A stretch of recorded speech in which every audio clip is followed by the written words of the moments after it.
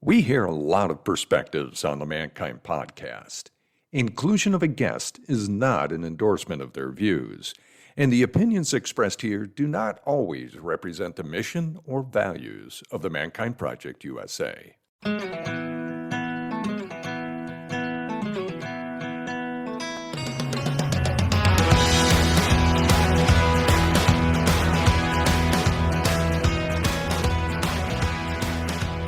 G'day and welcome to another live recording of the Mankind Podcast, the show where we break the molds of modern manhood to prove there is more than one way to be a man. And we do that oftentimes by bringing in experts and people out there that are doing incredible work in all the different areas that men are impacted: sex, relationships, and oftentimes money is the conversation that has to be had that a lot of us don't want to have because it is so emotionally charged.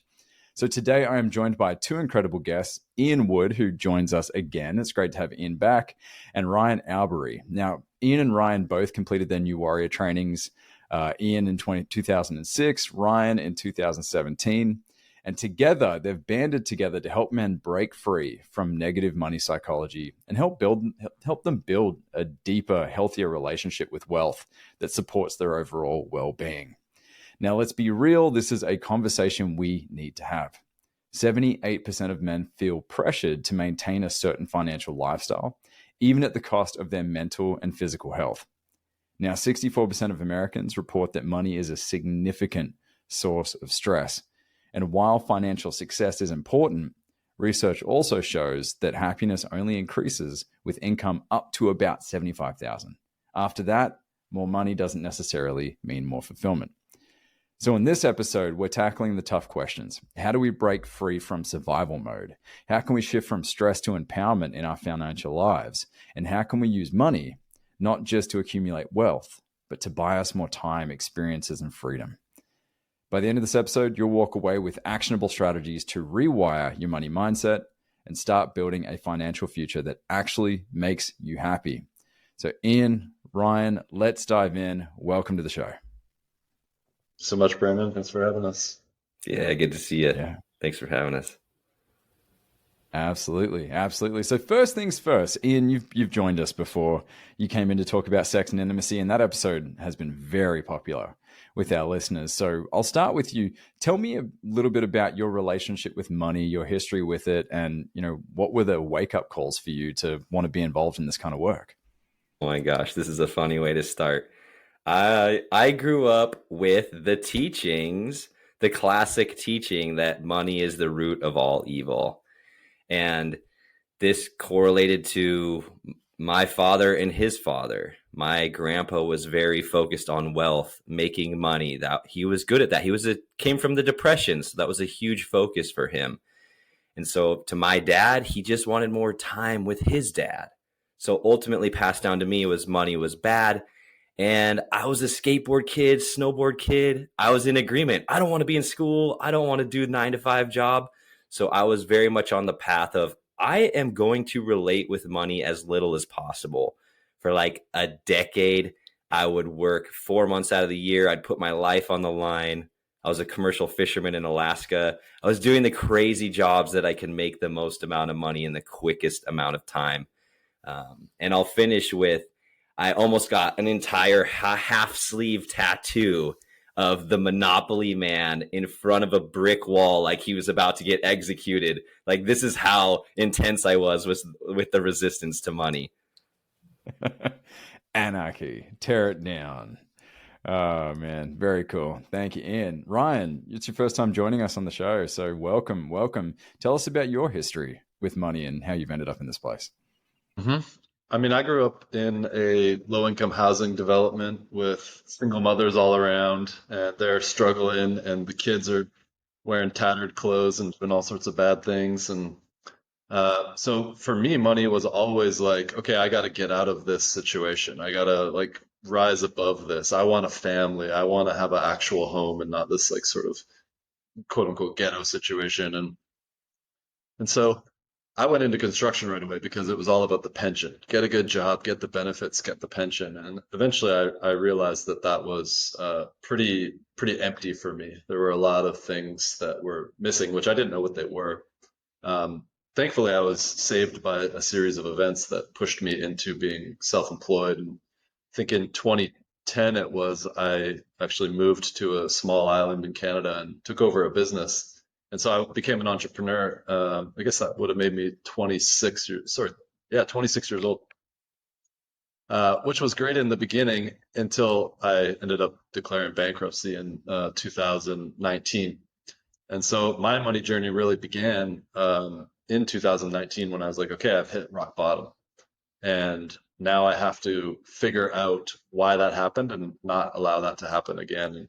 And that's been quite the journey over those number of years. But I'm sure we'll get into that in the podcast. But it's come from bankruptcy to like a very beautiful relationship and a very purposed relationship. So it's quite the transformation that I've experienced there. That's a little about my story of money. Well, fantastic. Well, while we're here, let's go there. So 2019, relatively not that long ago, followed very swiftly by something we all experienced in the pandemic. You mentioned, well, what changed? What did you learn and what changed from 2019 to today? Well, I went before the pandemic in January and February, I went to a 10-day Vipassana and a LKS training. For those of you who aren't familiar with the jargon, it's Lodge Keeper Society. It's part of the training that we do in MKP, the New Warrior training, the Lodge. So I went to one of those trainings, and then I went to an LT1 all within like 6 weeks.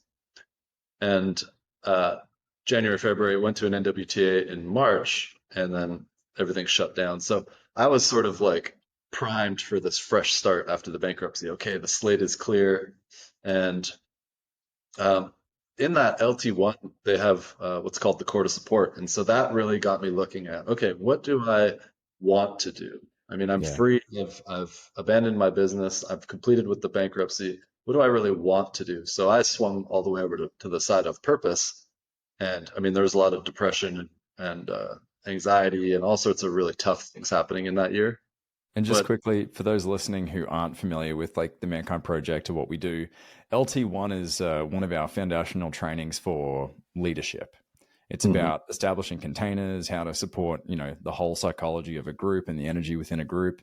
And a court of support is where you have 3 to 4 other men who essentially commit to support you in one person out of 4 or 5 usually gets selected.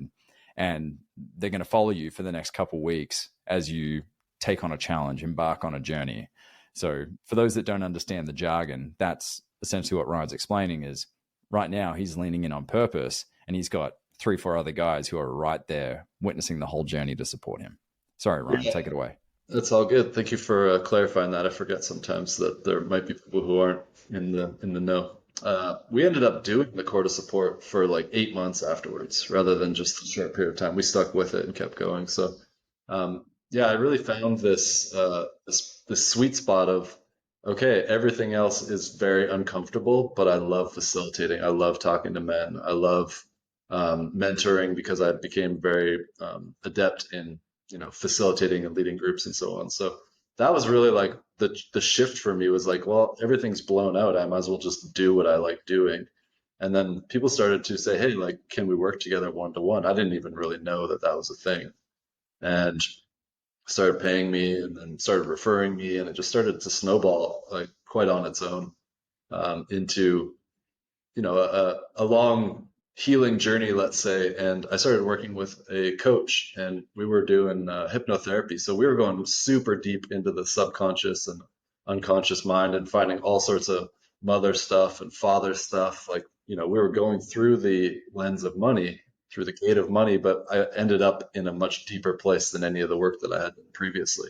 So I was like, okay, I've reached this level with my work, but then all of a sudden we started dropping into the next level below that. And it was just like, oh, there's so much here still with mom and dad and the government and authority and all sorts of super, super deep stuff. So I've worked with him for a couple of years now, and this has been my journey on the inner side of it. Got you. What were some of those ahas around money? Like the big ones, like your Mount Rushmore of like, holy moly, this explains my history with money thus far. One of the darkest core beliefs that I found, which may not sound that dark, but for me, it was just like disturbing. It was like there's nothing that I can do that has value. Like Mm. there's nothing in me that has something that's going to come out of me that someone is going to want. And that led into me doing actions like actually not invoicing people for like ten to $20,000 when in my previous business. Like these are the types of actions that would come from these beliefs. Like, oh, I didn't do a good enough job, basically because I'm worthless, in the Yes. subconscious mind. So I didn't do a good enough job, so I'm just going to casually forget to send them a $10,000 invoice. And oh, now it's been too long. I can't send them this invoice now because they'll be upset with me. And it was Yeah. this whole complex web of things like that. Let's talk emotions and money for a second, because that's a big one for a lot of people. And I recall that I used to have a very strong relationship between fear and money. What's your experience emotionally with money and how it relates to your kind of anarchy in relation to the the whole system and of how money is represented in our society? You know, it's interesting because fear is that most common one when we talk about the emotions that arise in relating with money. Fear, anxiousness, it activates that sympathetic nervous system that's fight, flight, for, run away. And I think one that gets very overlooked, that's actually the most common, is what I call dissociation, which would be the freeze response if we look at the survival responses. And what most people have done with their relationship with money is dissociate. They're not in relationship with their money because maybe they've felt the fear so long that the mind has figured out how to avoid it in different ways. And what I experienced in my own path of creating a healthier relationship with money is that I didn't have a relationship with it. I would look at my bank accounts as little as possible. I'd pay I need to pay my credit card and I'd go in there real quick, see the number, feel the fear or whatever sensations, chemistry that came with it, get in, get out real quick. Go on to the next thing, distract in some way. So I think that fear is definitely, and shame, not good enough. Ryan connected a little bit to that. Not good enough, can't do it. I've had a lot of that. I can't do this. I can't figure it out. And these are the very prevalent emotions, but there's also this dissociation, this freeze response, this lockup, avoid, don't look at it. Mm. Yeah, well, I mean that speaks so much to the adage that which doesn't get measured cannot be managed. And I remember those feelings precisely when I would look at my bank account, especially like late teens, early 20s, when my parents were kind of like, all right, you got to figure this out on your own now. And I remember seeing like $60 in the bank account. And I'm like, do I put gas in the tank? Or do I, go out with friends and have dinner, get sushi or whatever? And oftentimes I'd pick the sushi and then be like, okay, how can I siphon some gas out of the lawnmower and put it in the Jeep? Why do I have a Jeep? They're so thirsty on gas. But, I get that so precisely. And that desire to not even look at it, to not even accept the reality of the way things are. I mean, that to me felt like a very rudimentary beginning step to understand the psychology around that, because until that is taken care of, I can't see how anything else is possible, any further growth around money. Because I knew that even if I had more money, I didn't know then, but I know now, from that place, even if you threw 10 grand in my bank account, I would end up in the same place. That same scarcity, that same fear, that same avoidance. And so what do you say to men who find themselves in that place where they just don't even want to open up their app on their phone to see the state of things in their financial life? Yeah. And I'm feeling called to talk about, Ryan was sharing his story about coming into the work that he got called into in purpose and how life kind of shaped him in that way. And we came together and started running men's trainings, similar to what we were learning in the Mankind Project and these other teachings. We were bringing a lot of power, purpose, habits, get into your habits. And what we were coming in contact with was over and over and over again, money issues. Oh, I can't do it. Money. Oh, I can't do it. Money. Oh, I can't better myself because money's in the way. And then, Ryan and I on our own path are like, okay, well, you need the money to better yourself to make more money. Like, you need to clean up the inside because that's impacting the actions to make more of the money. So we were coming in contact with this right away. And a word has come into our life that's really prevalent here, which is capacity. Capacity. A man doesn't have capacity in his nervous system to look at the numbers and not be activated or triggered in some way. And so at the very beginning, when we're working with people, that's one of the things that we're focused on is, how do you create more of a relationship? We'll have them go be more in relationship with their bank account. Go look at the numbers more, be more interactive.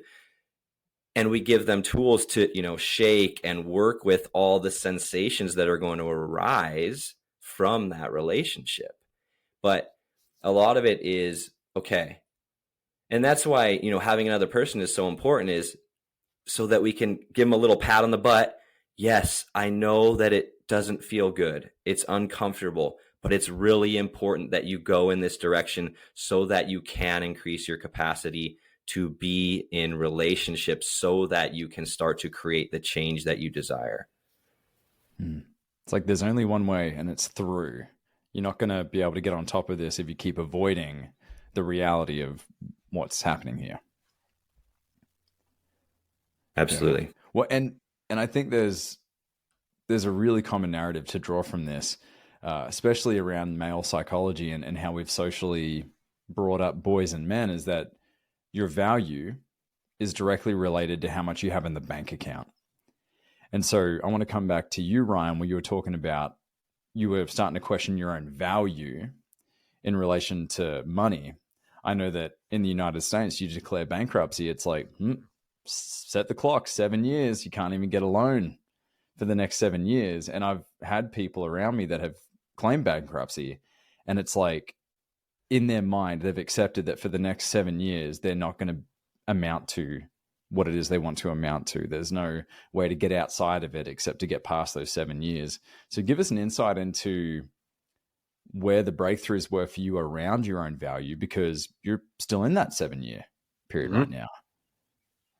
So, in conjunction with the work that I was doing in the Mankind Project, I've been working with my teacher for about 8 years now, and he actually recommended me to start doing work in internal family systems or parts work. So for me, starting to separate out status and appearance in the outer world, and starting to see, oh, there are parts of me within my psyche that have these beliefs that are based on something from 10, 20, 30, 40, well, not 40 years ago, but 10, 20, 30 years ago, or even something ancestral or in my familial lineage of around beliefs. It's like, oh, it has really nothing to do with the path forward. Really has nothing to do with changing my status in the outer world. Primarily, it was all about going towards these parts of myself that carried these beliefs that weren't based on fact or the present day occurrences that were happening. It was all based on some sort of concept because of some sort of experience in early life, specifically in the developmental years, of course. So, yeah, it really was a cleaning up of the inner world. It really was like finding the pockets of suppressed and repressed emotion, finding the pockets of closure or dissociation or disconnection, like Ian said, and really like bringing things up, connecting things together, rewriting stories with numerous different practices, of course. But, as far as like that self-worth piece, I just started looking at the data through another coach that I was working with. And it's like, here's your top 10 negative core beliefs about yourself. Well, one of them was, I'm a loser. Of course, that's a self-worth piece. And the polarity of that was, I'm a leader. And he asked me a question that said, well, where in your life are you already a leader? And I was like, well, in men's work. And I just started to focus on that. It's like, that's where I'm valuable. I'm valuable. I can install a solar system. I can fix a car. I can fix a house. I can do all these things, but I didn't feel valuable there. But I felt valuable as a leader and facilitator in the work that we do in men's work, specifically at that time in the Mankind Project. So it And so it sounds was like, really easy to start like just taking that data mixed with the inner work and combining the two into like, oh, actually, like I'm a rock star, like I'm a genius. And these are the beliefs that started to come into that, which then, doing after that, the work with money was very easy because I was primed for that inner work to be like, oh, okay, yeah, now I just have to do the same work I've done already with my self-worth in the field of money. got you. So it's almost like if we're going with that old narrative of a man's worth is dependent on what's in the bank account, from that lens, like from that rule set, if the bank account is in the negative or net worth is in the negative, like debt to asset ratio, it's like I'm a loser across the board. Yet, if you zoom out and not just look at that one facet, that one metric, you look at all these other facets of life and go, I'm a present father who's never missed a recital. I'm a professional who goes above and beyond for my clients. I'm a insert value area. It sounds like it was a process of zooming out and realizing, oh, I can't just use that one metric as a way to determine your worth when you had all these other areas. So if you show up as a rock star in men's work, reverse engineer it and go, well, what do I need to do to transfer that over to money? Yeah, and I made a game of it. I started to look at it like, could I be a broke ass for my entire life and still be someone that people looked at as like, wow, he's amazing. He's like inspirational. He's motivational. He's I already said inspirational. He's someone I want to be like, and so I play it like that. I'm like, okay, well, regardless of what my money's doing, people are going to look at me and be like, wow, I want to go that way. Hmm.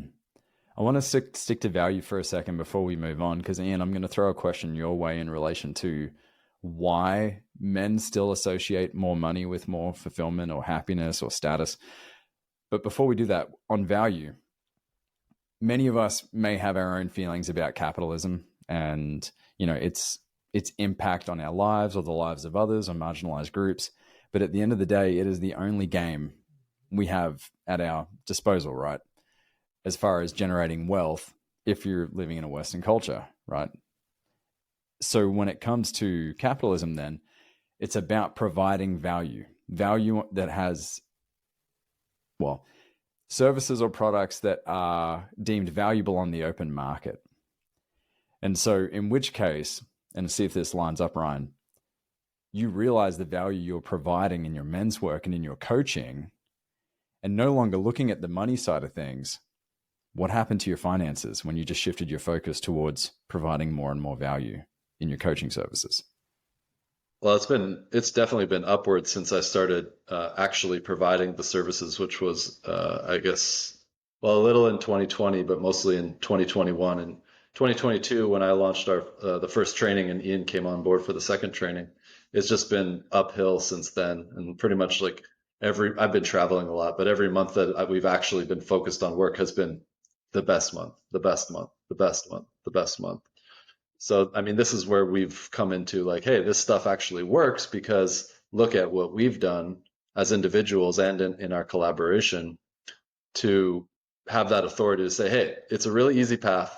I get it that there's shame and fear. Do these little baby steps. We'll meet you where you're at, but start here and just do this regularly, and then we'll go to the next level, and then we'll take it to the next level. And so it's it's just really a simple system, and that's what I want to emphasize to people listening is like, hey, anybody can actually do it, can actually move upward in, yes, the relationship with money, that's a lot of what we focus on, but also the results. Like it's very, very doable for all people once that sort of cloak that we're wearing in our relationship with money, as far as our beliefs and our perspectives and our thoughts is removed and said, oh, actually none of that's true. It's easy to move upward after that. So at this stage, for those listening, it's do the inner work, get on top of the narratives and the stories that we tell ourselves, move through it, and then look to provide more and more value in whatever. And it's kind of like left foot, right foot, like they move forward together, because it's like you got to stay doing the actions and the habits and the behavior changes as well. Mm-hmm. But those are largely, I don't want to say impossible. Those are very difficult if there's so much shame and fear and anger and resentment and all these other things that can be coming up at the same time. So it's like you got to kind of move these things forward together, like a little shuffle. That makes a lot of sense. You can be fighting the battle on both fronts instead of just working on one or the other. So, Ian, I want to shift it to you. Why is there this systemic belief that having more money is going to equal greater satisfaction, happiness, fulfillment, outcomes? Why are we in this mindset?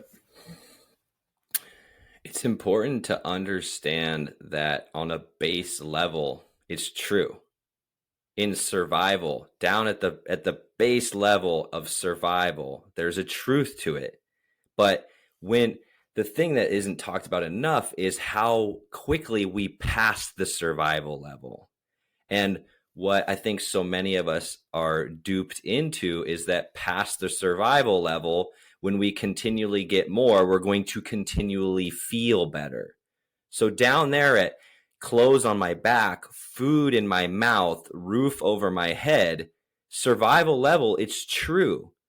But at a certain point, it's no longer true. And it's in the studies, in that study we were talking about earlier from last year, at a certain point, without that emotional intelligence level, it doesn't matter how much more money you make. So I think that that's important to see for us as men is, yes, there's an aspect of truth to it. And then the next step is, okay, how do I wake up to beyond a certain level of survival? It's not going to bring me happiness. And so I can imagine that a lot of that relationship to money and survival could very well have to do with our upbringings, which we've already spoken about a bit. Like, did we see our parents do everything they could just to put food on the table, right? Yeah. I think about remembering back, and these are the things that you see as a kid is my mom working so hard and coming home so stressed, and my stepdad working all the time. And I remember them being gone and then being stressed. And you, as a kid, you can feel this is and this is a lot of what we focus on in the relationship with money is when they were spending money, they were probably scared.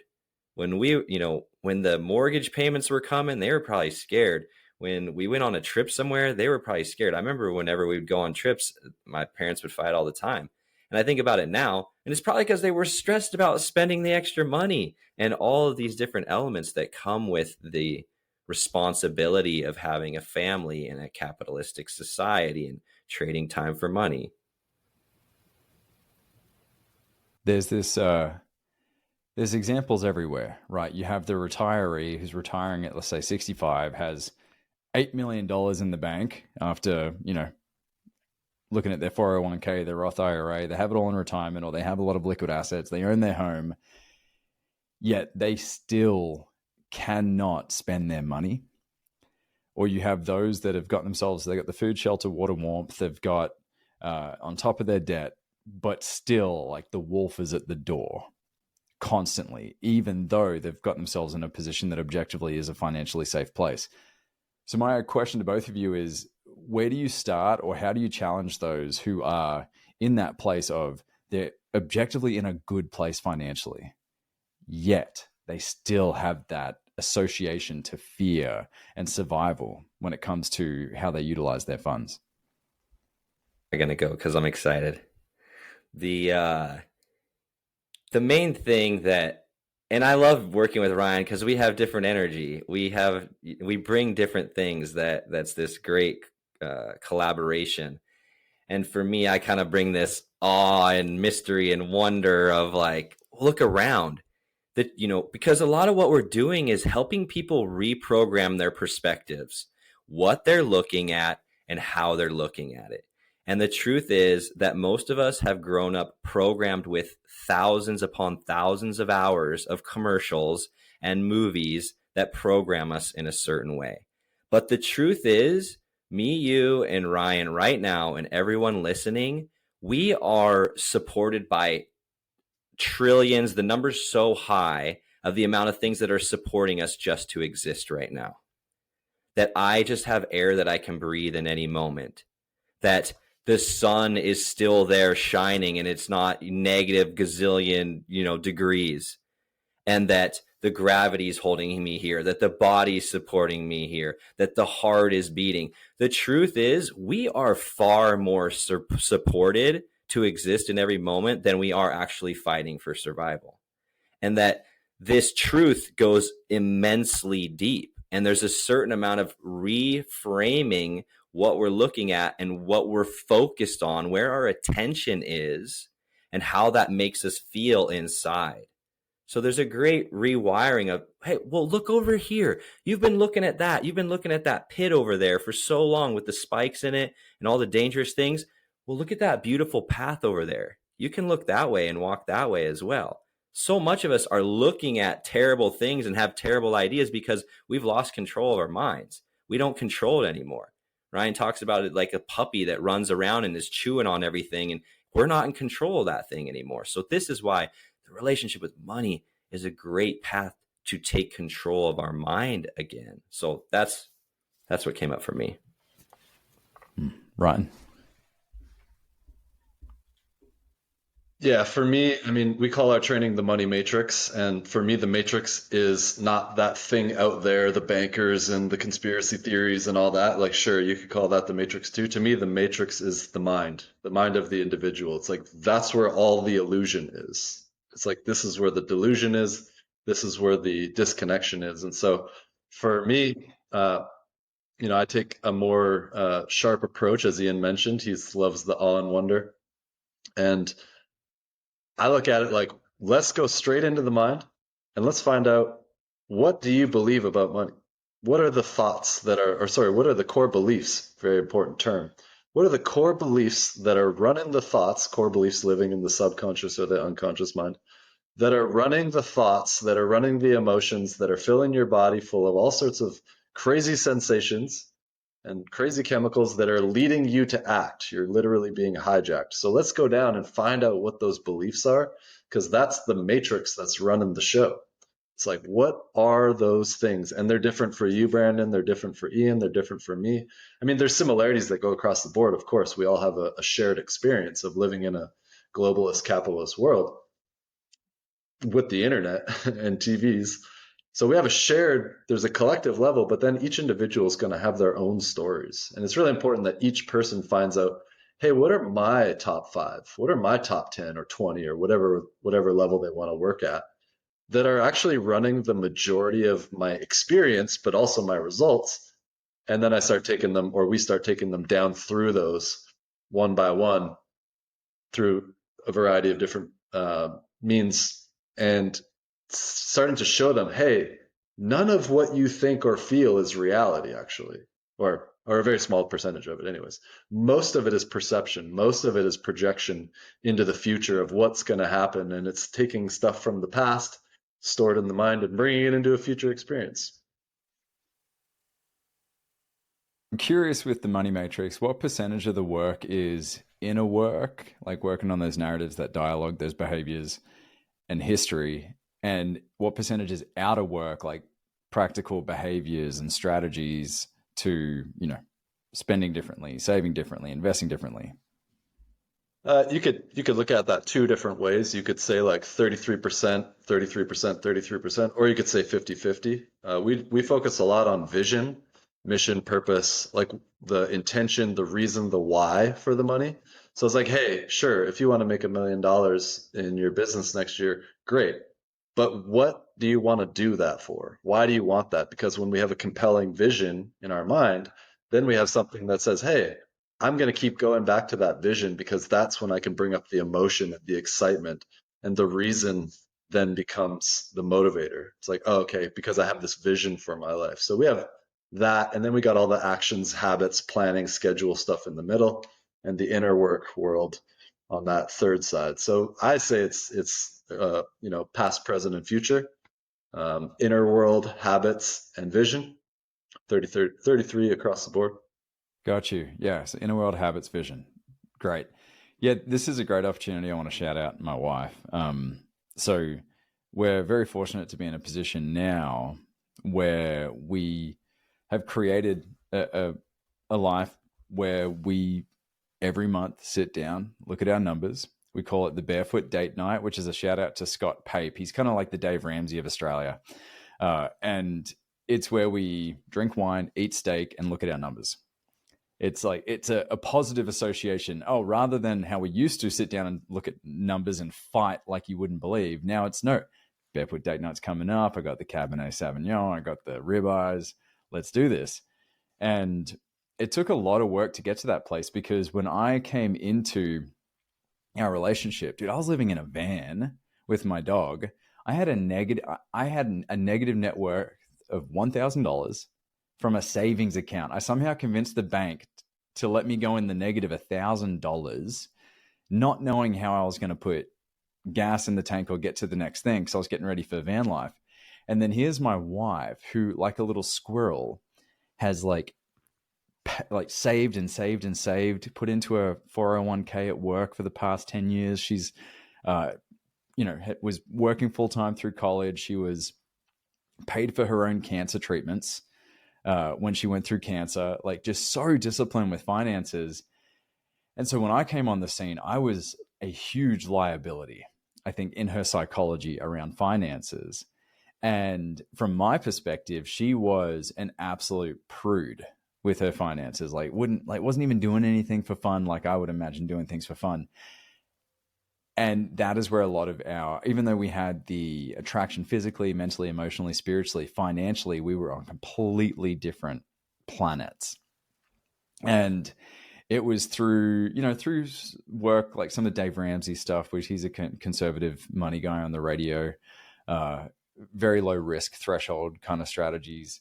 Me learning that, me being a dreamer financially, like, oh, if I put in $1,000, I'll get 10 back. Let's do it. I'll just pay it, even though I only have $1,010 in the bank. Learning the importance of discipline and follow through, and looking at the numbers and being honest with myself, and spending less, tracking expenses. Those were the habits that had the biggest shift in my financial mindset. Whereas for my wife, it was experiencing more, using her dollars to do things that she wanted to do, and for us to do things together as a couple. And so slowly beginning to meet in the middle. She needed to see me as a dreamer become far more disciplined and trustworthy and safe. But for me, in regards to watching her with money, was learning that she could see a bigger picture without worrying about $3 problems, instead of looking at $30,000 opportunities, like things like she was leasing a car at the time. I'm like, what if we just got a car outright, cash? Things like that. Just to look at, okay, I'm now looking at the lease. I'm now looking at money that's going to nothing and not even towards a car. Let's just own one, not have a car payment. And she's going, oh, wow, he's lifting his game. Anywho, all that to say, I want to shout her out, because she began challenging me so much on my money psychology. I don't know if this change would have ever occurred if I hadn't fallen in love with her, right? Mm-hmm. I don't know if this change would have ever took place if she didn't put my feet to the fire. And in turn, she's now been able to kind of meet me halfway.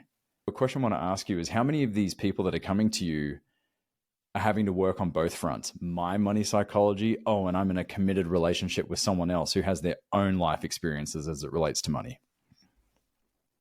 One of the most beautiful things we've had is people in relationship, married in the training. So that's been one of the most fruitful aspects, to see them in that path together. It's been really enjoyable to watch couples walk that path together, because ultimately what we're doing here is we're utilizing money to free us from the traps that we've put ourselves in, from the mental cages, from the survival patterns we're playing out, the poor beliefs.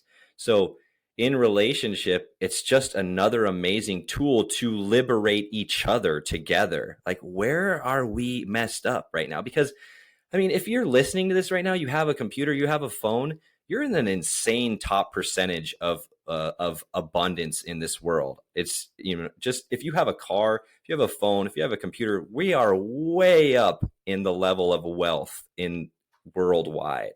So it really is about, in relationship, it's just another tool to be like, how can we free ourselves and live in the truth of our wealth and spiral up out of the mental, emotional traps we've got ourselves in.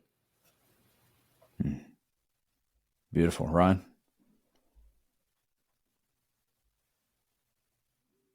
Yeah, that's where I was going as well. It's just been amazing for me to watch these numerous married couples go through the training, and uh, what we've found is that it's like everything is relationship. Of course, right? I'm having a relationship with you guys right now. We're interacting. And so we found it's like, hey, we could go in and work on the money stuff, and that will clear up in that category of life.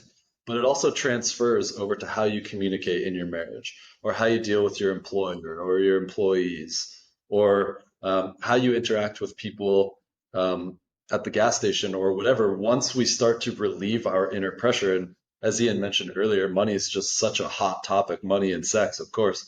It's like, so when we start to relieve that pressure, it's like, whoa, we watch things in other categories, nothing to do with money, but connected to it because of the nature of this reality and relationships. We watch other things start to change as well. We watch people's physical health start to change in the training because they're not carrying this massive burden around money anymore. It's like, oh, I'm sleeping better now.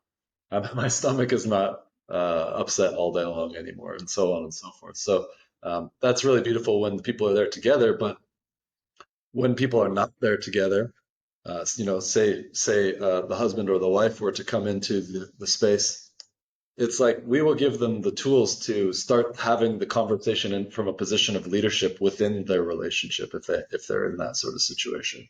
It's like, hey, so you could start to have the conversation this way. Ask a lot of questions. Make sure you're paying attention to your tone of voice. Make sure you're bringing generosity of assumption and actually giving the tools to say, hey, here's how you can deal with this because you're dealing with this with someone who's not doing this work as well. I mean, just having money conversations is at least 3 to 5 separate podcast interviews alone when it comes to talking money in relationships. I mean, it's heavy. God, I remember some of those knock them down, drag them out. Man, they were not pretty. And because they really exposed the money psychology in both of us that was dysfunctional, that wasn't healthy, that wasn't equating to anything working on that front. But I want to take it back to something you said previously about vision. It was when Christine and I sat down and started to design, like, what does our life look like when we're retired? What does it look like 10 years from now? What do we want to be able to afford for our daughter's college? And when we started really getting clear on what that vision was together, not my idea and her idea, what is our shared vision? Then it's just reverse engineering from there. And so our behaviors with money cleaned up in a big way, because I would spend like I used to spend, and she would go, that doesn't really feel like you're sending us in the direction towards what we agreed on was our vision. And it's like, ooh, you're exactly right. That was an old behavior coming in. Whereas it feels really exciting when I don't know, our goal this year is to max out the Roth IRA for both of us. And so it's exciting to do that and then go, boom, look what we just did for our retirement. Look what we just did for our vision to be able to, I don't know, live in Australia and America to avoid pollen season in the spring. So that's been really powerful. Vision had to be like the starting point for us as a couple, for sure. And I wish I had those tools before we even got together. There's another level of vision after that, and we teach this in the training. It's like, yes, fill your cup. Think about your retirement. Think about your kids' college. Think about all the trips you want to do. Yes, yes, yes, yes.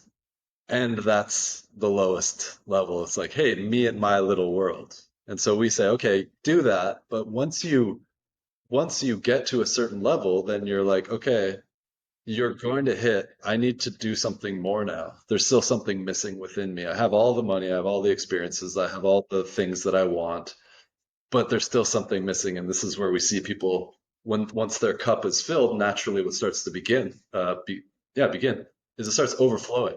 And now they're like, oh, I want to serve others. I feel no passion in my life outside of my own little existence. And so people actually elevate up to another level. And this is where I challenge that, 75,000 is the mark where you're not happy after that. It's like, well, yeah, you might not be happier, but there are other things that you can experience beyond happiness. Happiness is like me in my little world. I'm happy. Fulfillment is like, whoa, there's a bigger picture. There's a person that's going to be 7 generations down the line from me that I'm making this world a better place for. And now we're like, whoa, I'm working on something that's way bigger than me. So this is my real passion in the money matrix. It's like, hey, yes, fill your cup, go to Hawaii, go out of pollen season, whatever you got to do, and like hurry up and I almost dropped one of those F-bombs we agreed not to do here. Hurry up and get out of there so that we can make this world a better place. Got All the you. money that you're making. Yeah, it's that giving piece. Well, I know there's plenty of studies out there that show that even those that tithe 10% of their income to their church generally are happier and generally see greater financial returns when they give without the expectation of receiving something in return. And I know that's one of Dave Ramsey's primary principles is like tithing has to be in the budget at all times. So whether that's church wise, whether that's donating time. I mean, Arthur Brooks says there's like 5 things you can do with money: buy stuff, invest it, save it, buy time, buy experiences. And the other one, can't remember the 5th one. But it's like, yeah, stuff. Stuff is the thing where there's like really not a lot of enjoyment to be had, and where most of it is giving. Number 5, giving it away. Mm-hmm. Giving it away, which is what you're saying, Ryan. Yeah, and I'm happy that you said giving away time because I see a lot of my clients, whether they're in the money matrix, whether it's one-to-one, and they're very well off, and they give a lot of money, and they have no purpose. They have no service. They don't have the fulfillment because you can't actually like give money to fill that tank. It has to be service. It has to be acts. It has to be like, hey, I'm actually like taking my time and focusing it on some people or some cause or some problem that we see in the world, and I'm actually doing something. And that's where there's this other level of fulfillment that's available. That's like, yes, yes, fill your tank. Yes, give money. And like, hey, give your gift, give your passion, give your purpose to the world across that entire spectrum. Because for most people, if they're depressed and anxious or lost or uncertain or whatever, they're not really going to be doing things in the world to serve others. They're in that survival mode we talked about. So you got to for most people, they have to fill their own cup. And then it's like, oh, now it's overflowing to others. And that's kind of that left foot, right foot shuffle thing I was talking about before. It's like, you got to fill your own cup, but sometimes giving to others fills your cup. And sometimes giving your time when you don't have much of it fills your cup too. So it's like this whole system of fulfillment that we really like to focus on with our clients and in our trainings. Kind of like keeping an open hand and an open heart at the same time, right? Rather than just trying to restrict those resources just for yourself and your own needs. Mm-hmm. Well, guys, this has been an absolute pleasure having you both of you on the show. I love conversations like this because they used to be terrifying. They used to be really scary for me and used to have a lot of shame around it.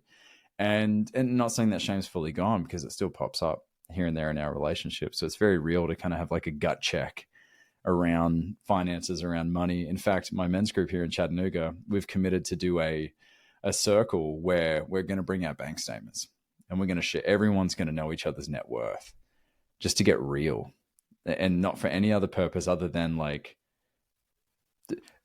one of the earlier leaders of the Mankind Project said, you want to know what men's work really is? Drop your pants and pull out your bank statements. Our fear around our penis sizes and our fear around how much money we have in the bank. Like those are the 2 things that bring so many men to this work. And so I'm like, let's test that theory. Let's bear it and prove that we can still connect and support one another and love each other despite what each other has as a net worth at the end of the day. So this is going to be that's so epic. Yeah, it's going to be. I'll report back and see and let you know how that goes. I mean, we did it right after the election. We all got together and shared who we voted for. And our group got even stronger. And we were across the board. Don't think because we're in Tennessee that we all voted red. It was completely spread. So it was really cool. Last thing before we jump, the Money Matrix. How can our listeners find out more and see if they want to get involved? Yeah, we're going to put a couple links we'll send to you to be in the description, but the best way is to get on our email list and we're going to have it see that the men come straight in from this podcast. And so we'll reach out directly to them. Well, for one, because they're from MKP, so we have that connection. But that's the best way to get into the money matrix. And we're also doing a money matrix light, so we can talk to them about that as well. Anything else there, Ryan, you want to add?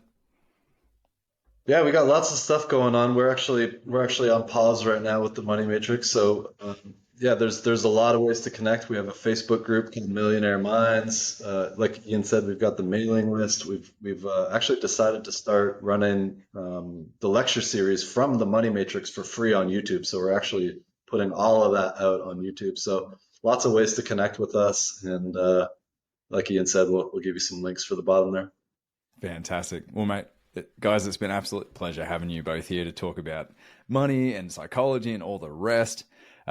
This has been the Mankind Podcast, the show where we break the molds of modern manhood to prove there is more than one way to be a man. What do you say, gents? Have we done that today? Yeah. I think so. Heck yeah. Lots of love. We'll see you all next week. This has been another episode of the Mankind Podcast, produced in association with the Mankind Project USA.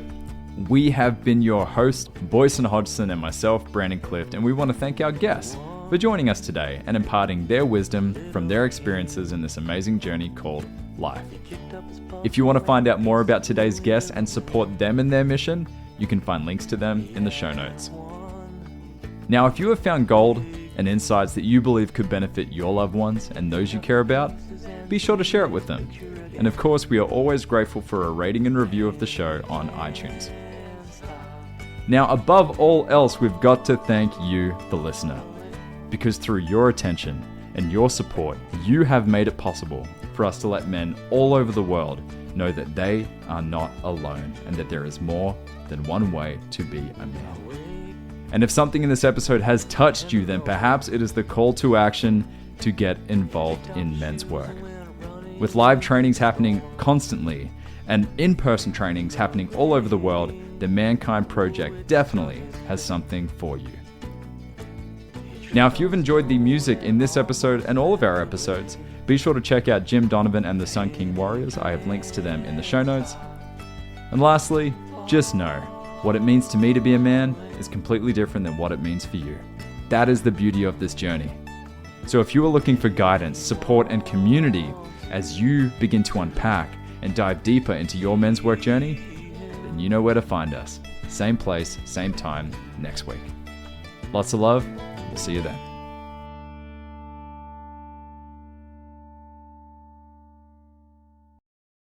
Hey, it's Boyson here with the Mankind Podcast. We are closing in on 100 5-star reviews of this podcast, and we have a goal. Brandon and I want to get to 250 5-star reviews. So help us out, will you? Please go to the Mankind Podcast on Apple Podcasts or Spotify and leave us a review. Thank you.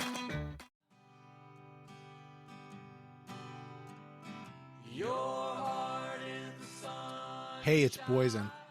On the Mankind Podcast, we've brought some incredible guests on to talk about the importance of doing the work to improve our mental and emotional health. And here's the truth. Multiple times over the last 25 years, I've had the help of one-on-one work with some amazing therapists. For me, for my wife, for both of us as adoptive parents, and for our kids. The Mankind Project and Men's Group, though awesome, are not a substitute for professional mental health support. And so I'm thrilled that the Mankind Podcast now has BetterHelp as a sponsor for the show. BetterHelp works online. It asks you what you're working on and then matches you for live one-on-one sessions with a licensed therapist, someone trained to work with you, listen, and offer helpful insights. I'm using BetterHelp. It's super easy, and I like what I'm getting. If getting one-on-one support in the comfort of your own space feels like a good direction for you, I invite you to check it out. Go to the link in the show notes or betterhelp.com/mankind. And if you sign up, you'll get 10% off your first month of therapy.